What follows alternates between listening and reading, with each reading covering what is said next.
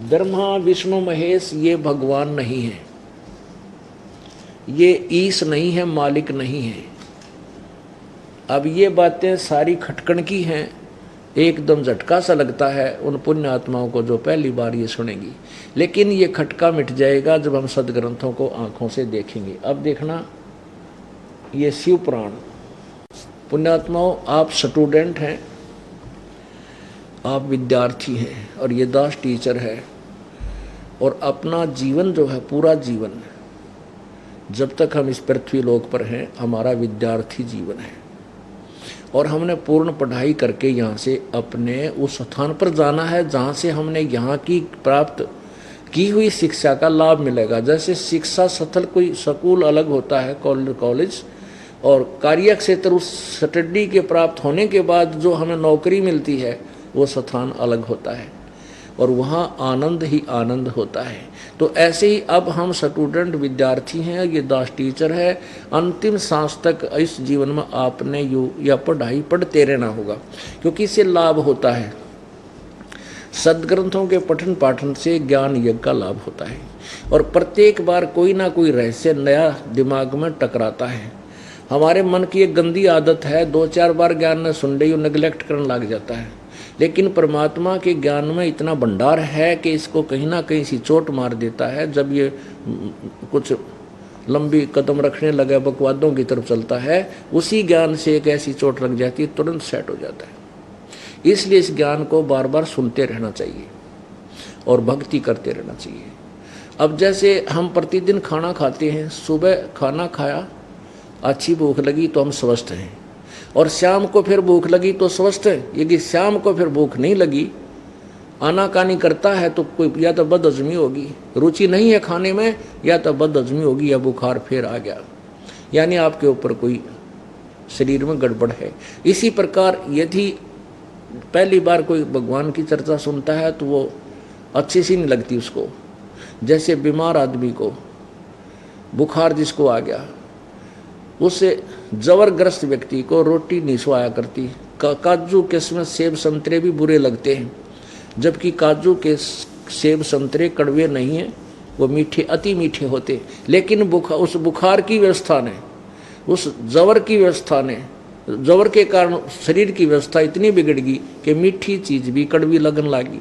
इसी प्रकार पाप कर्मों का बुखार यानी जबर हम सब के ऊपर है, और जब हम पहली बार राम नाम की चर्चा, ये मनुखा दाग खाने की चेष्टा करते हैं, सुनने की चेष्टा करते हैं, तो अच्छी नहीं लगती, क्योंकि हमने फिल्मी गाने अच्छे लगे, बकवाद अच्छी लगे, निंदा और चुगली अच्छी लगे, और फिल्म देखने अच्छी लगे, वो सारी हमें रोगी बनाने वाली है। तो पहली बार हम खाना, ये मनुखा दाग भी नहीं खा सकते, यानी परमात्मा की चर्चा नहीं सुन पाते, अच्छी नहीं लगती, क्योंकि हम पाप कर्मों से ग्रस्त हैं, और वो पाप कर्मों का जबर हमारे ऊपर चढ़ा हुआ है। तुलसी पिछले पाप से हरि चर्चा ना भावे, जैसे जबर के बेग से भाई भूख बेदा हो जावे। पिछले पाप से राम नाम की चर्चा अच्छी नहीं लगती। जैसे किसी को जबर हो जाता है, बुखार हो जाता है, खाना भी अच्छा नहीं लगता, मनुखा दाग भी अच्छी नहीं लगती। तो उसका ट्रीटमेंट क्या है, उपचार क्या है कि कड़वी दवाई ही खानी पड़ेगी। कुनीन है, गोलियां हैं, कैप्सूल हैं, ये फाका न चाहते हुए भी खाना पड़ेगा, और उन कैप्सूल कड़वी गोलियों के खाने से वो बुखार नरम हो जाएगा, जबर उतर जाएगा। तो फिर वही रोटियां जो पहले कड़वी लगे थी, सूखी आली मिल जाए उनको भी रुचि से खा जाता है। तो पुण्यात्माओं, इसी प्रकार जिन पुण्यात्माओं ने ये ज्ञान सुना है, पहली बार अच्छा नहीं लगा, दूसरी बार कुछ ठीक लगा, तीसरी बार, चौथी बार और पांचवी छठी बार सुनकर, तो उसकी रुचि घनी बढ़ जाए, क्योंकि वो पाप कर्मों का बुखार उतर गया, और वो पाप कर्मों का दुष्प्रभाव खत्म हुआ, तो रुचि बढ़ी भगवान की, इस राम नाम की, मनुखा दाग खाने की, रोटी खाने की। और इसको खाते खाते, सुनते सुनते आपको फिर कभी अरुचि हो जाती है, आपने इसके मन में आता ही तो कल पिछली बार भी सुना था, ये तो उस दिन भी हमने सुन रखा है, ये ऐसा मन में आता है, तो समझ लेना आपको अरुचि होगी, अर्थात कोई पाप कर्म का दबाव फिर बढ़ गया। उसका ट्रीटमेंट क्या है कि न चाहते हुए भी इस ज्ञान को सुनना ही चाहिए, और इसी दौरान कोई सी चोट लगेगी, वो मन सेट हो जाएगा और फिर ये बकवाद करनी छोड़ देगा। अर्थात वो पाप कर्म जो बढ़ने वाला था इस परमात्मा के ट्रीटमेंट से, इस ज्ञान से फिर वो सेट हो जाता है, ठीक हो जाएगा। इसलिए बार बार ये ज्ञान आपको सुनना ही पड़ेगा और फिर सुनकर इसके अनुसार आपने चलना ही होगा यदि सफल होना है तो। अब ये दास के दिखाना चाहे है कि ब्रह्मा विष्णु महेश जिन्ना भगवान माना थे, ये बालका भी बूढ़े 4वीं 5वीं कक्षा के बालक लड़ा करें, नो लड़ेंगे अरे इनको हम भगवान मान रहे। अब शिव पुराण में प्रकरण आता है कि एक समय ब्रह्मा जी विष्णु जी के पास गया और विष्णु जी शेष सैया पर लेटा था, लक्ष्मी साथ बैठी थी, आसपास उनके नौकर नाकर बैठे थे। ब्रह्मा ने जाकर कहा कि बेटा उठ, मैं तेरा बाप आ गया हूं और तू मुझे देखकर भी अकड़ में लौट रहा है, तू खड़ा होकर मेरा सम्मान नहीं करता, तेरी बुद्धि खराब होगी है। विष्णु कहता है कि आजा बेटा बैठ जा, मैं तेरा बाप हूं और तू मेरे ही नाभि कमल से उत्पन्न हुआ है, तू क्यों बकवाद करता है। अब उन दोनों की लड़ाई होगी, ब्रह्मा कहे मैं तेरा बाप, विष्णु कहे मैं तेरा बाप, गुट्टम गुट्टा हथियार उठा लिए, खूब लड़ाई हुई, मरण कटन पर तैयार हो गए। पुण्यात्माओं 4वीं 5वीं कक्षा के बालक लड़ा करें इस तरह, ये कहेगा मैं तेरा बाप, उन्होंने कहा मैं तेरा बाप, और मुक्का गोज पड़वा लें, कुर्ता पड़वा लें, फिर मास्टर के पास जा। क्या लड़ाई थी भाई? अज्जू ने बोला मैं तेरा बाप, ना जी यू पहले बोला मैं तेरा बाप, यह लड़ाई थी इनकी। तो ये लड़ाई, ये इसी बुद्धि है हमारे भगवान की, ब्रह्मा विष्णु महेश की है, जिनको हम पूज पूज गबाड़े हो गए और यही चक्कर काट रहे हैं। अब मैं दास नहीं कह रहा, ये अपने शिव पुराण बतावेगी, ये देखना शिव महापुराण, इसमें संस्कृत भी साथ है। ये श्री शिव महापुराण श्री विद्यावरिधि पंडित ज्वाला प्रसाद जी मिश्र कृत हिंदी टीका सहित, खेमराज श्री कृष्ण दास प्रकाशन बम्बई, इतने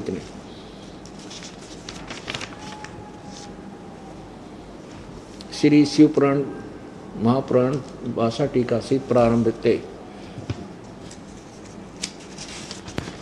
ये देखना, यहाँ से सुनाते हैं आपको। ये है शिव पुराण अध्याय नंबर 11 ना प्रश्न नंबर 11, विद्वेश्वर संहिता अध्याय 6। इसमें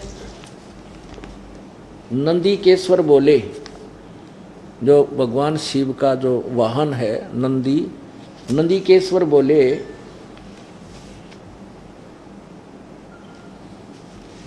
हे योगेंद्र, आगे एक समय विष्णु भगवान से सैया पर अपने गरुड़ आदि पार्षदों के साथ संयुक्त लक्ष्मी सहित शयन करते थे।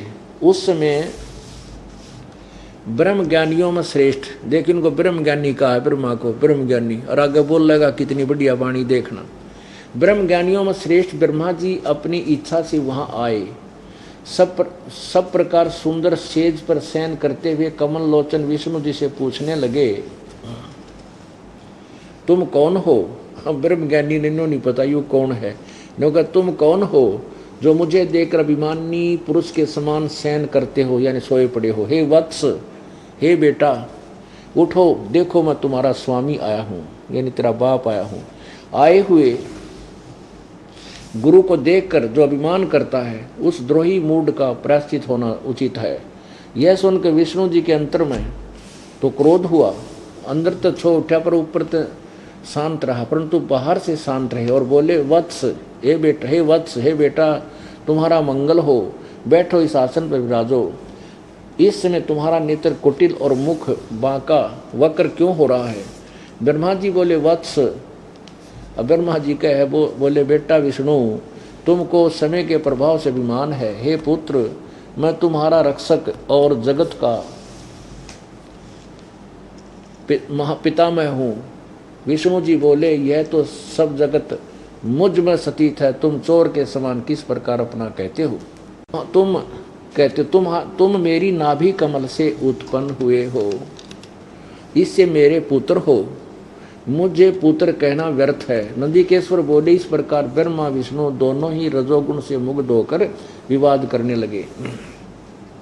मैं श्रेष्ठ हूँ, मैं स्वामी हूँ, ऐसा कहकर एक दूसरे को मारने की इच्छा से युद्ध करने में उत्सुक हुए। तब संपूर्ण देवता विमान में बैठकर उस महा अद्भुत युद्ध को देखने को चले और आकाश में उनके ऊपर फूल बरसाने लगे। है क्या भाई, हमारे देवताओं के लक्षण है। ब्रह्मा विष्णु महेश लड़ने तैयार हो रहे हैं, रुएनों का है शाबाश, ऊपर से फूल बरसावे जो कर जोटिया ने बिड़ा करें ये देवते। इन जाकर समझाना चाहिए, हाथ पांव जोड़ना चाहिए था, भाई लड़ो ना, के बात होगी देव भगवानों, है लड़ा नहीं करते। अरे इन्हों का है शाबाश, ऊपर से फूल बरसावा, लड़ो मरो कटो। अरे तेरा गजब हो। परमात्मा कहते हैं कि सबकी बुद्धि का नाश इस तत्व ज्ञान के बिना।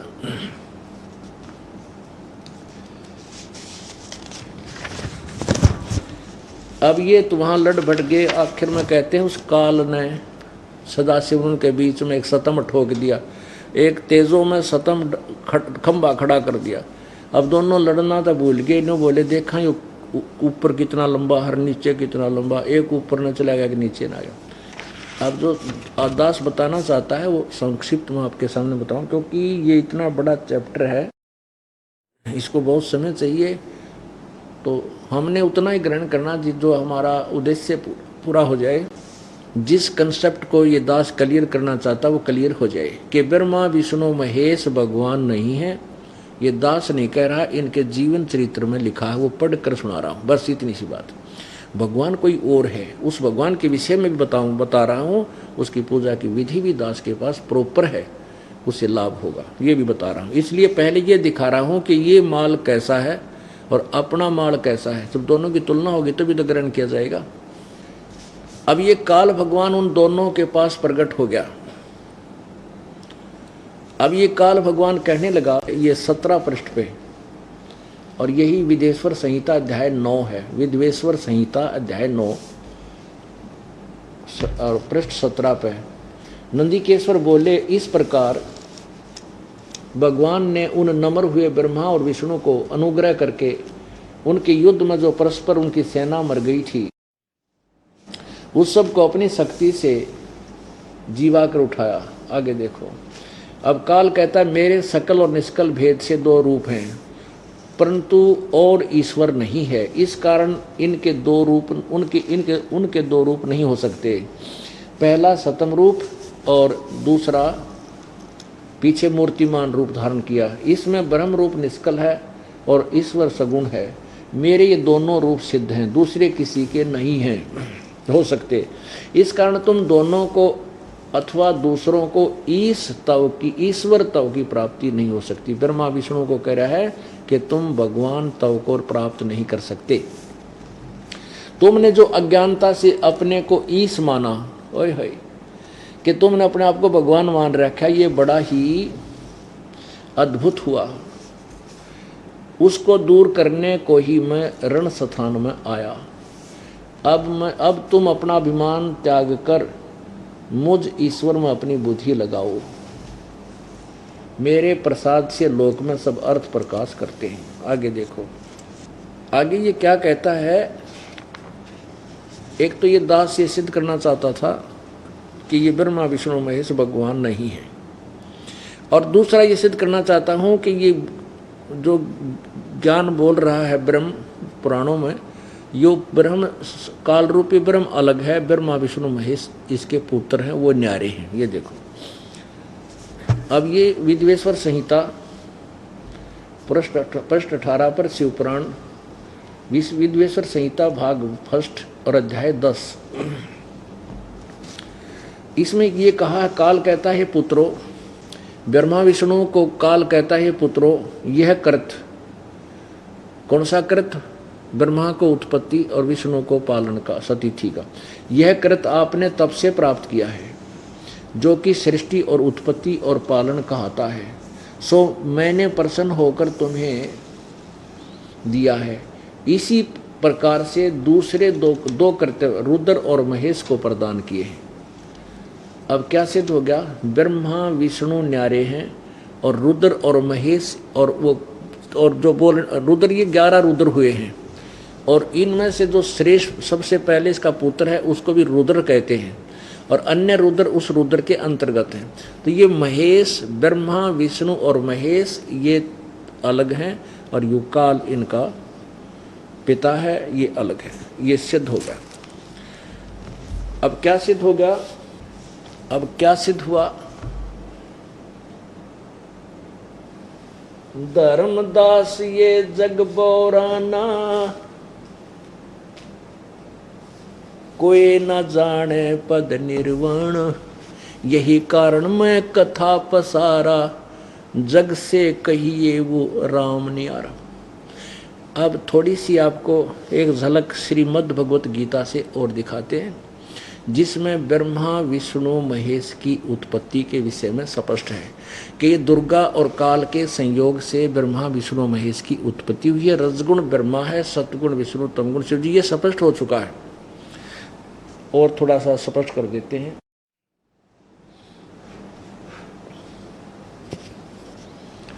अब देखिएगा देवी पुराण, अब देखिएगा श्रीमद् देवी भागवत पुराण, जिसमें आपको सिद्ध करना चाहते हैं कि रजगुण ब्रह्मा है, सतगुण विष्णु, तमगुण शिव जी, तब ये पवित्र श्रीमद् भगवत गीता आपके तुरंत स्पष्ट समझ में आ जाएगी। ये है अथ देवी भागवतम सबाष्टिकम सहमातम खेमरा श्री कृष्ण दास प्रकाशन मुंबई। ये संस्कृत में भी साथ है। इसके तीसरे सकंद में आइएगा, ये श्रीमद् देवी भागवते सबाष्टि का युक्ति तृतीय सकंद प्रारंभते। इसमें क्या लिखा है? ये देवी भागवत है पृष्ठ नंबर 11 पे, और भाषा टीका तृतीय सकंद अध्याय 5 में। शंकर भगवान खुद कहता है, हे माता, यदि हमारे ऊपर आप सदा आप दयायुक्त हो तो हमको तमोगुण में किस प्रकार प्रदान किया, ब्रह्मा को रजोगुण और हरि यानी विष्णु को सतोगुण क्यों बनाया? संस्कृत देखिए, यदि दया धर्मनान सदाम्बिके कथम अहम विहिता च तमोगुण, मुझे तमोगुण क्यों बनाया? कमल जय, कमल से उत्पन्न वाले ब्रह्मा होने वाले ब्रह्मा को रजोगुण संभव रजोगुण क्यों बनाया? और सुवितु सुवित सुवित हित सुहित किमु सतोगुणो हरि, यानी विष्णु को किस प्रकार आपने सतोगुण बना दिया? इसे सिद्ध हो गया रजगुण ब्रह्मा है, सतगुण विष्णु, तमगुण शिव जी। क्योंकि अभी तक हम केवल हिंदी वाली बुकों को पढ़ते रहे, अनुवादित जो पुराण थे, और उनमें इन चतुर लोगों ने कुछ फेरबदल करके शॉर्टकट में गोलमोल कर रखा था। अब संस्कृत युक्त भी हमारे पास मिल गई, इनसे हमने भी ढूंढ लिया सच्चाई क्या है। अब ये सिद्ध हो गया कि रजगुण ब्रह्मा है, सतगुण विष्णु, तमगुण शिव जी है। और ये कैसे उत्पन्न हुए इनकी क्योंकि सृष्टि रचना का प्रकरण चल रहा है। अब देखिएगा, ये श्री मद् भगवत गीता जी अध्याय नंबर 14 का और श्लोक नंबर 3, 4, 5 में स्पष्ट हो जाएगा। अध्याय नंबर 14 और श्लोक नंबर 3। अब ये काल बोल रहा है, ब्रह्म बोल रहा है गीता को, हे अर्जुन, मेरी महत ब्रह्म रूप मूल प्रकृति ये दुर्गा संपूर्ण भूतों की योनि है, अर्थात गर्भाधान स्थान है। मैं, ये काल बोलता है, उस योनि में चेतन समुदाय गर्भ को स्थापन करता हूँ। उस जड़ चेतन के तत्व यानी उसके संयोग से, जड़ चेतन के संयोग से सब भूतों की उत्पत्ति होती है। चौथे में लिखा है, हे अर्जुन, नाना प्रकार की सब योनियों में जितनी मूर्तियां अर्थात शरीरधारी प्राणी हैं उत्पन्न होते हैं, प्रकृति ये दुर्गा उनकी सबकी गर्भ धारण करने वाली माता है। मैं बीज स्थापन करने वाला पिता हूँ। 5, हे अर्जुन, सतगुण रजगुण तमगुण, सतगुण विष्णु, रजगुण ब्रह्मा, तमगुण शिव जी, ये प्रकृति से उत्पन्न, प्रकृति संभवा यानी दुर्गा से उत्पन्न तीनों गुण अविनाशी जीवात्मा को शरीर में बांधते हैं। यानी इन जीवों को इस शरीर में यानी काल के जाल में फंसाए रखने के लिए ये तीनों ब्रह्मा विष्णु महेश ही मूल कारण है, ये काल कह रहा है। अब ये सिद्ध हो गया कि ब्रह्मा विष्णु महेश की उत्पत्ति हुई और रजगुण ब्रह्मा है, सतगुण विष्णु, तमगुण शिव जी, और ये भगवान नहीं है, ये अजरो अमर नहीं है, इनका ये जन्मते और मृत्यु को प्राप्त होते हैं।